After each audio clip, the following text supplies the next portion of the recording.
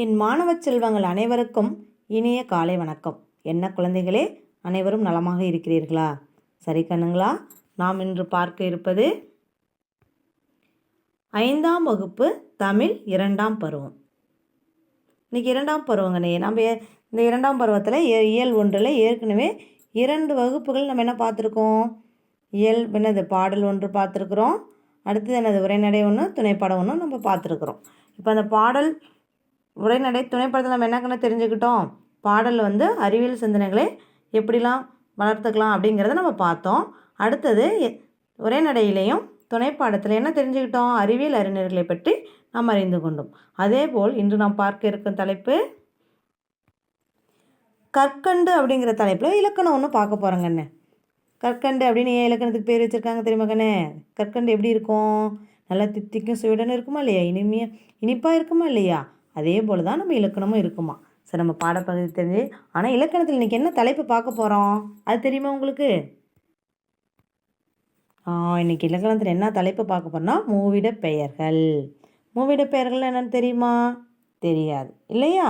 அப்போ நம்ம பாடப்பகுதியை படித்து மூவிட பெயர்கள் என்ன அப்படிங்கிறத நம்ம அறிந்து கொள்வோமா? இந்த பாடம் எப்படி இருக்குன்னாக்கன்னு உரையாடல் வடிவத்தில் இருக்கும். சரிங்களா? அதை கொடுத்து தான் உங்களுக்கு அடுத்தது இலக்கணத்தை தெளிவுபடுத்தியிருக்காங்க. இப்போ ரொம்ப நாள் நீங்கள் 2 நண்பர்கள் மீட் பண்ணாமல் இருந்துட்டு திடீர்னு சந்திச்சிங்கன்னு வச்சுக்கோங்க. எப்படி இருப்பீங்க? எப்படி பேசுவீங்க? எப்பா ரொம்ப நாள் ஆச்சுப்பா பார்த்து, நல்லா இருக்கிறீங்களா, என்ன பண்ணுறீங்க, ஏது பண்ணுறீங்கன்னு நிறைய நல்லா விசாரிப்பீங்களா இல்லையா? அதே போல் தான் இங்கே என்ன பண்ணுறாங்க, இந்த இருவரும் பேசிக்கொள்கிறாங்க. 2 நண்பர்கள் ரொம்ப நாள் கழித்து சந்திச்சுக்கிறாங்க, பேசிக்கிறாங்க. அப்போ இருவர் பேசுவது எப்படிங்கன்னு இருக்கும்? உரையாடல் வடிவத்தில் இருக்கும். இப்போ இந்த பாடப்பகுதியை பார்க்கலாம் வாங்க. அந்த இருவர் யார் அப்படின்னா மான்விழி 1, கலையரசி 1க்குன்னு. இப்போ மான்விழி பேசுகிறாங்க பாருங்கள். அடடே, கலையரசியா? ஆளே அடையாளம் தெரியவில்லையே, இவ்வளவு நாளாக எங்கே இருந்தாய் அப்படின்னு கேட்குறாங்க. யாரை பார்த்து? கலையரசியை பார்த்து. அடடே, கலையரசியா? ஆளே அடையாளம் தெரியலப்பா, இவ்வளோ நாள் எங்கே போனீங்க அப்படின்னு கேட்குறாங்க இல்லையா? அதேமாரி அவங்க கேட்குறாங்க. கலையரசி பாருங்கள், நானும் கூட உன்னை பார்த்து நெடுநாளாகிவிட்டது. எங்கள் குடும்பத்துடன் மும்பையில் அல்லவா இருந்தோம். சென்ற வாரம்தான் என் தந்தைக்கு பணிமாற்றம் நம்ம ஊரிலேயே கிடைத்தது. இப்போ இவங்க 2 இப்படி பேசிகிட்டு இருக்காங்க. இது கேட்குறாங்க என்னங்கிறாங்க, மேற்கண்ட செய்தியை படித்தீர்களா? இப்போ படிச்சிங்களாக்கன்னு இதை எப்படி இருக்குன்னு பார்த்தோமா? நீங்கள் எந்த அளவிற்கு புரிந்து கொண்டீர்கள் என்று பார்க்கலாமா? இப்போ இதை 2 படிச்சுட்டாங்க. அது எந்த அளவுக்கு புரிஞ்சுக்கிறேன்னு பார்க்கலாமான்னு கேட்குறாங்க. இப்போ கேள்வி கேட்குறாங்க, நீங்கள் படித்த செய்தி என்ன வடிவத்தில் உள்ளது? சொல்லுங்க பார்க்கலாம். என்ன வடிவத்தில் உள்ளது? என்ன வடிவம்? உரையாடல் வடிவம். எப்படி இருக்குது? உரையாடல் வடிவத்தில் இருக்குது. இப்போ சொல்கிறாங்க அது உரையாடல் வடிவத்தில் இருக்கா இல்லையா கண்ணே? அப்போ நீங்கள் என்னது, நீங்கள் படித்த பகுதியில் பேசுபவர் யார், கேட்பவர் யார்? சொல்லுங்கள் பார்க்கலாம். பேசுபவர் யார்? மணிமொழி இல்லை, அங்கே மான்விழின்னு கொடுத்துருந்தாங்க இல்லையா கண்ணே? இங்கே மணிமொழின்னு கொடுத்துருக்காங்க, மான்விழி தான். பேசுவர் யாருன்னா மான்விழி. கேட்பவர் யார்? கலையரசி. சரிங்களா? இப்போ யார் பேசுபவர்? மான்விழி பேசினாங்க, அதை கேட்டது யார்? கலையரசி. இருவரும் என்ன பேசுகிறார்கள் பார்த்தீங்களா? என்ன பேசுனாங்க? இருவரும் நெடுநாள் கழித்து ஒருவரை ஒருவர் பார்த்து கொள்வது குறித்து பேசுகின்றனர். இருவரும் என்ன பேசுகிறாங்க? ரொம்ப நாளாக பார்க்காம இருந்தாங்க, 2 பேரும் ரொம்ப நாள் கழித்து சந்திக்கிறத வச்சு அவங்க பேசுகிறாங்க. சரியாக சொல்லிவிட்டீர்கள். என்ன கண்ணுங்களா, நீங்கள் சரியாக புரிந்து கொண்டீர்கள். ஆகவே நீங்கள் படித்த உரையாடலில் பேசுவோர், கேட்போர், பேசப்படும் பொருள் ஆகிய 3ம் அமைந்துள்ளன. இப்போ இதில் நீங்கள் இந்த செய்தியில் என்ன தெரிஞ்சுக்கிட்டீங்க? பேசுவோர் ஒருத்தர் இருக்கிறாங்க, கேட்போர்னு ஒருத்தர் இருக்கிறாங்க, பேசப்படும் பொருள் யாரையாவது ஒருத்தர் பற்றி தான் நம்ம பேசுகிறோம். அப்போ ஆகிய 3ம் அமைந்துள்ளன. இங்கு பேசுபவர் யார்? மான்விழி. சரிங்களா? அதனால் பேசுவோரை குறிக்கும் இடம் தன்மை. இப்போ புரிஞ்சுக்கிட்டீங்களா கண்ணே? பேசுவோரை குறிக்கும் இடம் தன்மை. அடுத்ததாக கேட்பவர் யார்? கலையரசி. ஆதலால் கேட்போரை குறிக்கும் இடம் முன்னிலை. இருவரும் யாரோ ஒருவரை பற்றி அல்லது ஏதோ ஒரு பொருளை பற்றி, ஒரு செய்தியை பற்றி பேசுகின்றனர். ஆதலால் பேசப்படுபவர் அல்லது பேசப்படும் செய்தியை குறிக்கும் இடம் படற்கை. இப்போ இதில் புரிஞ்சுக்கிட்டாங்களாங்கன்னு என்ன சொல்லியிருக்காங்க? மூவிட பெயர்கள் பார்த்தோமா இல்லையா? அப்போ பேசுவரை குறிக்கும் இடம் தன்மையா கேட்பவரை குறிக்கும் இடம் யாரு? முன்னிலை. யாரையாவது ஒருத்தர் பற்றி இருவரும் சேர்ந்து மூன்றாம் நபரை யாரையாவது பேசுகிறாங்களே அவங்க தான் படர்க்கை அப்படின்னு சொல்கிறாங்க பாருங்க. அப்போ இந்த பத்தில் நம்ம என்னென்ன தெரிஞ்சுக்கிட்டோம்? பேசுவரை குறிக்கும் இடம் என்னது? தன்மை அப்படின்னு சொன்னாங்களே. யார் பேசுகிறாங்களோ அவங்கள குறிக்கிறது தன்மை. கேட்பவரை குறிக்கும் இடம் முன்னிலை. என்ன சொன்னாக்கண்ணே? கேட்பவரை குறிக்கும் இடம் முன்னிலை. இந்த இருவரும் சேர்ந்து மூன்றாம் நபர் ஒருத்தர் பற்றி பேசுகிறாங்களே இல்லையா கண்ணே, அதுதான் படர்க்கை. என்ன சொன்னாங்க? கேட்பவர் தன்மை, என்னது பேசுபவர் தன்மை, கேட்பவர் முன்னிலை, மூன்றாம் நபர் யார்? படர்க்கை. சொன்னாங்களா? மூவிட பெயர்கள் எத்தனை வகைப்படும்? 3 வகைப்படும். அதில் என்ன இருக்குது? மூவிடம் சொல்லிருக்காங்க தன்மை, முன்னிலை, படர்க்கை. இப்போ இந்த இலக்கத்தில் என்ன கணக்கு தெரிஞ்சிட்டோம்? மூவிட பெயர்கள் என்னென்ன அப்படின்னா தன்மை 1, முன்னிலை, படர்க்கை. தன்மை, முன்னிலை, படர்க்கை. அப்போ தன்மைன்னு என்னக்கண்ணே? தன்னை குறிப்பது தன்மை. தன்னை குறிப்பது தன்மை. இப்போ உங்களை மட்டும் தனியாக குறிச்சுன்னா அது தன்மை. முன்னால் இருப்பவரை குறிப்பது முன்னிலை. உங்களுக்கு முன்னாடி யாராவது உட்காந்து கேட்டுட்டு இருக்காங்களா இல்லையா, அவங்கள குறிப்பது முன்னிலை. இவ்விருவரையும் தவிர மற்றவற்றை அல்லது மற்றவர்களை குறிப்பது படர்க்கை. என்ன சொல்கிறாங்க? இப்போ என்னது தன்னை ஒருத்தர் மட்டும் இருந்தால் அவர் மட்டும் பேசுகிறாருன்னா அவர் தன்மை. அவங்களுக்கு முன்னாடி யாராவது உட்காந்து கேட்டுட்டு இருந்தாங்கன்னா முன்னாடி இருப்பவர் முன்னிலை. ஆனால் இவங்க 2 பேரும் தவிர்த்து மூன்றாவது நபர் அங்கே யாராவது தூரத்தில் இருக்காங்க, அவங்க ஏதோ பேசிகிட்டு இருக்காங்க, இல்லை அவங்கள பற்றி நம்ம பேசுகிறோம் அப்படின்னா என்னது? அதுதான் படர்க்கை. மூன்றாம் நபர் தான் படர்க்கை. இப்போ மூவிட பெயர்கள் என்னென்னு தெரிஞ்சிட்டுமா கண்ணே? தன்மை, முன்னிலை, படர்க்கை. மூவிட பெயர்கள் என்னென்ன கண்ணே? தன்மை, முன்னிலை, படர்க்கை. அப்போ தன்மைன்னு என்னது? தன்னை குறிப்பது தன்மை. முன்னிலை என்னது? முன்னால் இருப்பவரை குறிப்பது முன்னிலை. இவ்விருவரையும் தவிர்த்த மற்றவற்றை குறிப்பது என்னது? படர்க்கை.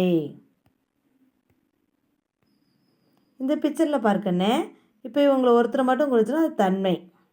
இவங்களுக்கு முன்னாடி இருக்காங்களா இல்லையா, இது முன்னிலை. இப்போ இவங்க இருவரையும் தவிர்த்து மூன்றாம் நபர் இருக்காங்களா, இவங்களை குறிக்கிறது படர்க்கை. இப்போ புரிஞ்சுக்கிட்டீங்களா கண்ணே? ஒருத்தர் மட்டும் தன்னை மட்டும் குறிப்பது தன்மை, தனக்கு முன்னாடி இருக்கிறவங்களை குறிப்பது முன்னிலை. இவங்க இருவரையும் தவிர்த்து இங்கே பாருங்கள் இவங்களை குறிக்குது இல்லையா, அதுதான் படர்க்கை. மூன்றாம் நபரை குறிப்பது தான் படர்க்கை. இப்போ தன்மைன்னு என்னன்னு தெரிஞ்சுக்கிட்டோம். என்னது முன்னிலைன்னு என்ன தெரிஞ்சு இருவரையும் படர்க்கை என்னென்னா தெரிஞ்சுக்கிட்டோம். இவங்க இருவரையும் தவிர்த்து படர்க்கை என்ன அப்படிங்கிறது தெரிஞ்சுக்கிட்டோம். வாங்க அடுத்தது பார்க்கலாம். இப்போ ஒரு பெயர் சொல்லை வேறொரு பெயர் சொல்லால் குறிப்பது மாற்று பெயர் சொல் அப்படின்னு சொல்கிறாங்க பாருங்கண்ணே.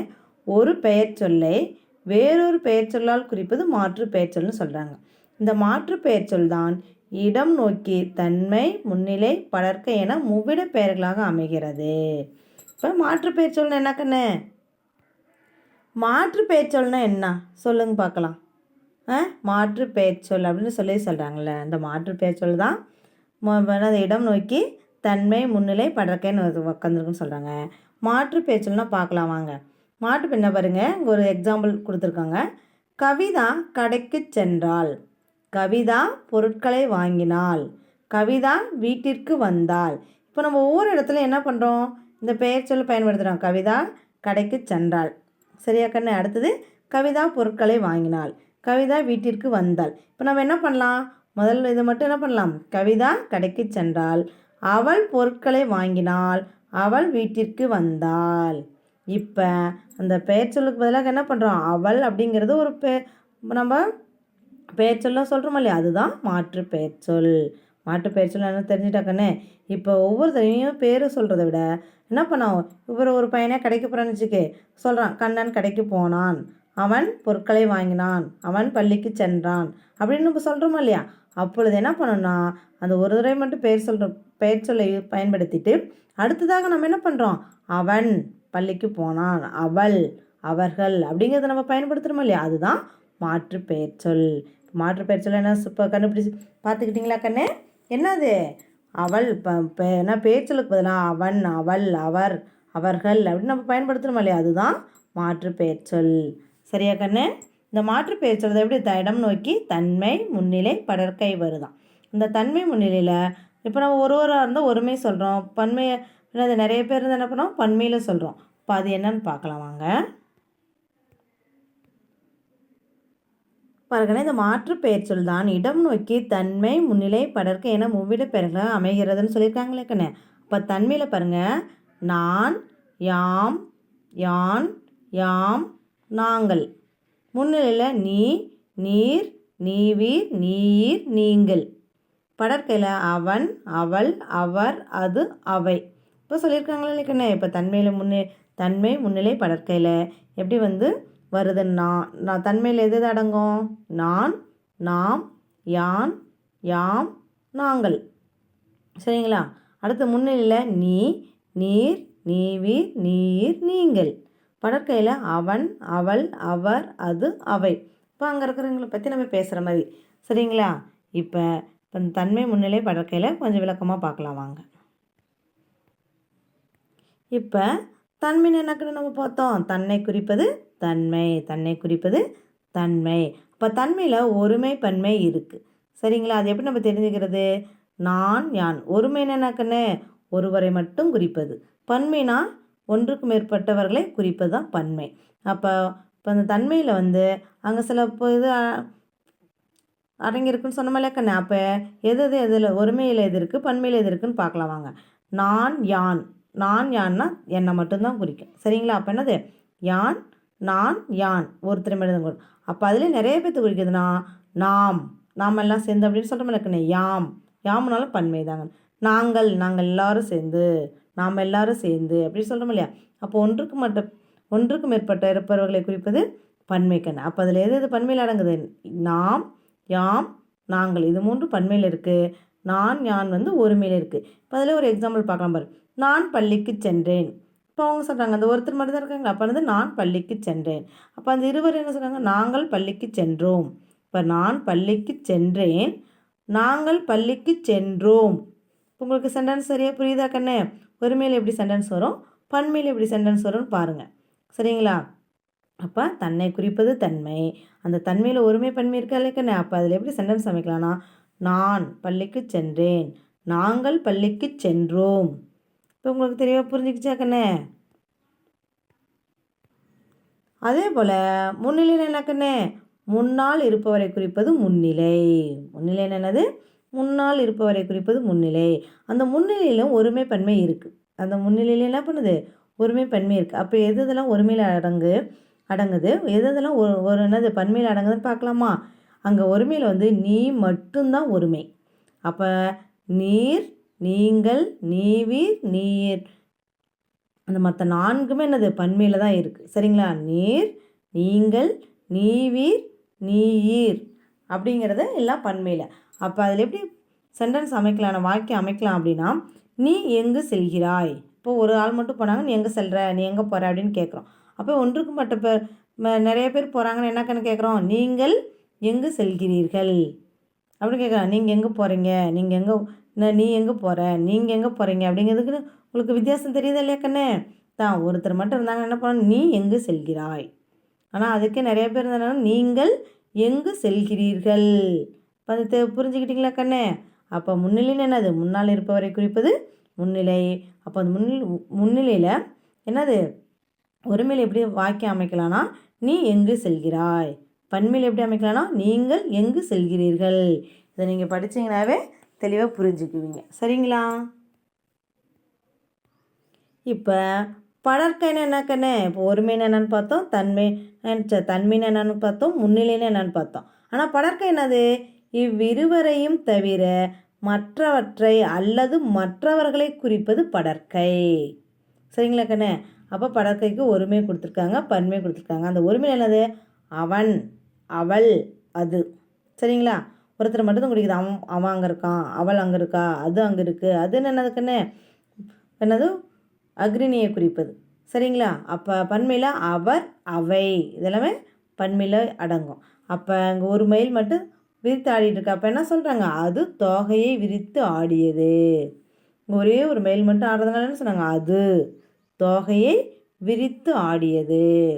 அப்போ இங்கே 2 மைல்கள் இருக்குன்னா அவை, அப்போ அக்ரிணிக்குன்னா ஒரு இப்படி தான் வரும். சரிங்களா? அவை தோகையை விரித்து ஆடின. அவை தோகையை விரித்து ஆடின. அது தோகையை விரித்து ஆடியது ஒருமை. அவை தோகையை விரித்து ஆடின பன்மை. உங்களுக்கு எளிதாக புரிஞ்சிருச்சா கண்ணு? என்னது? இவ்விருவரையும் தவிர மற்றவற்றை அல்லது மற்றவர்களை குறிப்பது படற்கை. 3ஆம் நபரை குறிப்பது தான் படற்கை. இப்போ 3ஆம் நபரை பற்றி நம்ம பேசுகிறோன்னா அதுதான் படற்கையில் அமையுது. அது அப்படின்னு என்னது? அதுனா ஒருமையில் இருக்குது. சரிங்களா? அது தோகை விரித்து ஆடியது. நிறைய இருக்கிறதுல என்ன சொன்னோம்? அவை தோகையை விரித்து ஆடின. இதுக்கு நிறைய ஒரு எக்ஸாம்பிள் பார்க்கன்னு. அது வந்தது, அவை வந்தன. இப்போ பாருங்கள், நம்ம உயர்தனைக்கு எப்படி சொல்லலாம்? அவள் படம் வரைகிறாள். பார்த்தியாக்கண்ணா, அவளை பற்றி நம்ம சொல்லலாம் அவள் படம் வரைகிறாள். இது பெண்பால் குறிக்குது. அவன் வேலை செய்கிறான். இப்போ இது என்ன பால் குறிக்குது? ஆண்பால் குறிக்குது. அவர்கள் பாடம் படிக்கிறார்கள். அவர்கள் பாடம் படிக்கிறார்கள். இப்போ இது பலர்பாலை குறிக்குது. சரிங்களா? நிறைய பேர்த்த குறிக்குது இல்லையாக்கண்ணா? தான் இதில் இன்னொன்று என்ன தெரிஞ்சுக்கலாம் அப்படின்னா,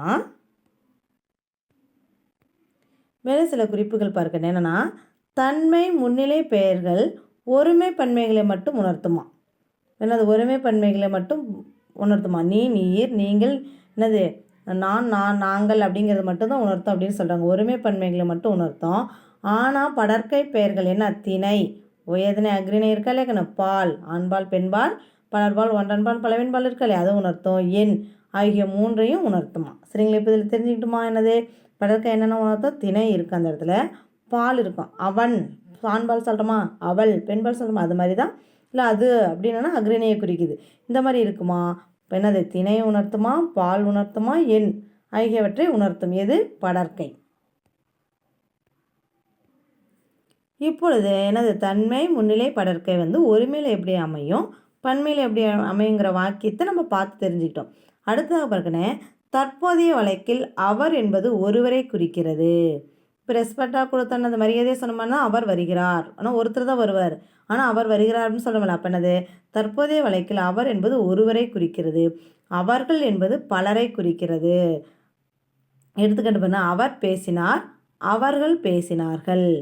ஆனால் அது வந்தது, அவை வந்தன என்று இருப்பதை போல் அதுகள் வந்தது, அவைகள் வந்தன என்பன வழக்கில் இல்லை. அவை வலுவுச் சொற்களாக பிழையானவையாக கூறப்படுகிறது. இப்போ நம்ம அக்ரிணையை பார்த்து என்னக்குன்னு சொல்கிறோம்? அது வந்தது, அவைகள் வந்தன சொல்கிறோம். ஆனால் என்ன பண்ணுறாங்க? என்னது? அது வந்தன, என்னது? அவை வந்தன என்று இருப்பதை போல் அதுகள் வந்தது நம்ம சொல்கிறோமா? இருக்கு யாரையாவது பார்த்து அக்ரிணை இந்த பூனைகள் வருது என்ன சொல்கிறோமா? அதுகள் வந்ததுன்னு நம்ம சொல்கிறோமா? இல்லை. அவைகள் வந்தன்னு நம்ம சொல்கிறோமா? இல்லை. ஏன்னா இந்த சொற்கள்லாம் என்னது வழக்கிலே இல்லையா. இதெல்லாம் என்னது? வலுவுச் சொற்களாக பிழையானவையாக கூறப்படுகிறாங்களாம். சரிங்களா? இப்போ தன்மை முன்னிலை படற்கை என்னென்னு பார்த்தோமா? இப்போ மூவிட பெயர்கள் என்னென்னக்குன்னு சொல்லுங்க பார்க்கலாம். மூவிட பெயர்கள் என்னென்னா தன்மை முன்னிலை படற்கை. மூவிட பெயர்கள் என்னென்னு தெரிஞ்சுக்கிட்டீங்களாக்கன்னு? அடுத்தது தன்மைன்னா என்ன?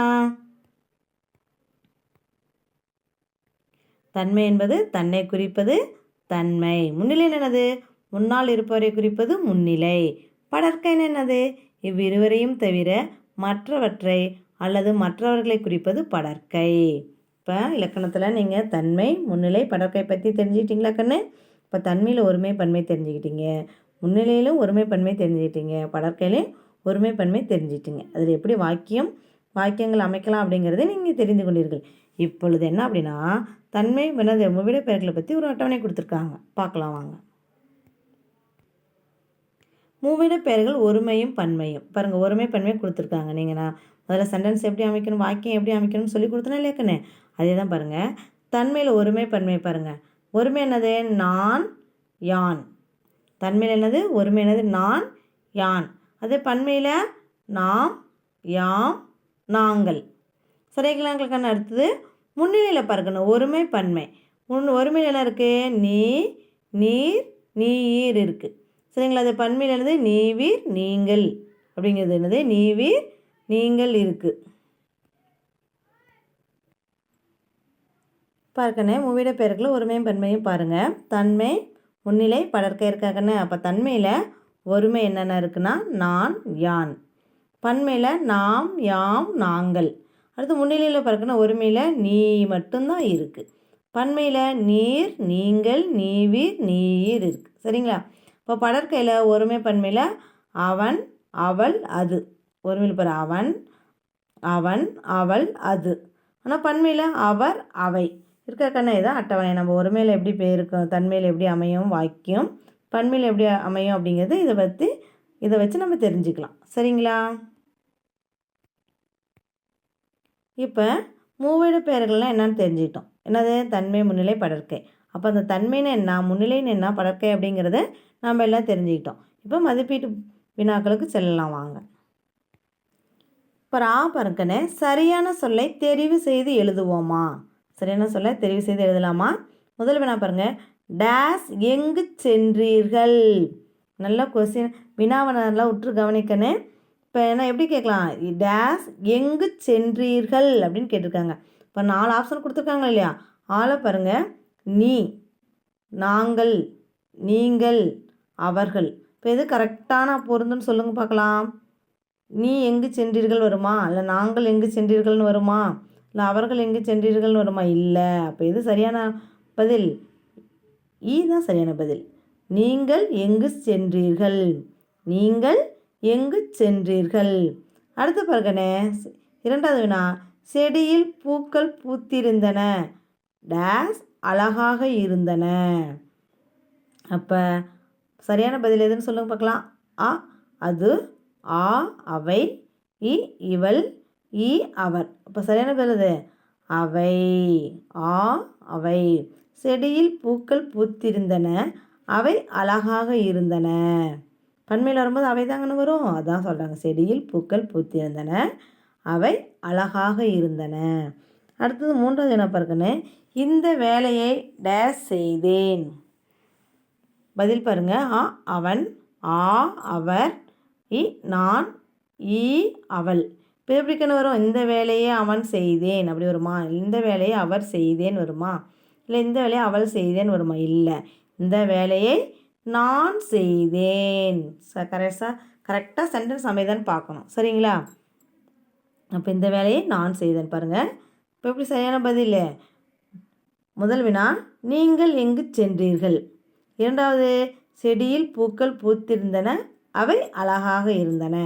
மூன்றாவது பாருங்கள் இந்த வேலையை நான் செய்தேன். அடுத்து பாருங்கன்னா பொறுத்துக. முதல் வினா தன்மை பெயர், இரண்டாவது வினா முன்னிலை பெயர், மூன்றாவது வினா படற்கை பெயர். இப்போ தன்மை முன்னிலை பெயர்கள் பார்த்தோமா இல்லைக்குன்னு. அடுத்து பிறகு வந்துட்டா அவர்கள், நாங்கள், நீங்கள் கொடுத்துருக்காங்க. அப்போ தன்மை பெயர் என்னது? அவர்கள், நாங்கள், நீங்களா? தன்மை பெயர் நாங்கள். சரியான பதில் எது? நாங்கள். முதல் வினா இதுதான் சரியான பதில். அடுத்தது முன்னிலை பெயர்கள் என்னது? நீங்கள். இரண்டாவதுக்கு இதுதான் சரியான பதில், நீங்கள். படற்கை பெயர் அப்படின்றது மூன்றாவது வினாவுக்கு இதுதான் சரியான பதில், அவர்கள். தன்மை பெயர் நாங்கள், முன்னிலை பெயர் நீங்கள், படற்கை பெயர் அவர்கள். பாருங்க, தொடர்களில் உள்ள பெயர்ச்சொற்களை தன்மை, முன்னிலை, படற்கை என வகைப்படுத்துக்குன்னு இருக்கிறாங்க. கொஸ்டினை பார்த்தோன்னே நீங்களே ஈஸியாக கண்டுபிடிச்சிடலாம். சரிங்களா? முதல் வினா பாரு, நீங்கள் எங்கு சென்றீர்கள். இப்போ அவனே எக்ஸாம்பிள் கொடுத்துட்டான். நீங்கள் அப்படிங்கிறது முன்னிலை, நீங்கள் என்னங்கிறது முன்னிலை நமக்கு தெரியுது. அடுத்து பாருங்க, குழலி படம் வரைந்தாள். இப்போ குழலிங்கிறது என்னது? அவள் படம் வரைந்தாள் அப்படி தானே சொல்லுவான். அப்போ குழலைங்கிறது படற்கை, குழலைங்கிறது படற்கை. மூன்றாவது என்ன பாருங்க, கதிர் நேற்று வரவில்லை. இப்போ கதிர் என்னது? அவன் நேற்று வரவில்லை. அப்போ கதிர் என்னது? அவன். அப்போ கதிருங்கிறது படற்கை. நான் ஊருக்கு சென்றேன். என்னது? நான் அப்படின்னு வந்திருக்கேனே. அப்போ நான் இடத்துல என்னக்கனே? தன்மை. நான் வந்தால் தன்மை. மயில் ஆடியது, அது ஆடியது அப்படி சொல்லுவோம் இல்லையா? அப்போ மயில் அப்படிங்கிறது அது, அப்போ அது படற்கை. மயில் அப்படிங்கிறது என்னது? படற்கை. நன்றி குழந்தைகளே, மீண்டும் அடுத்த வகுப்பில் சந்திப்போம்.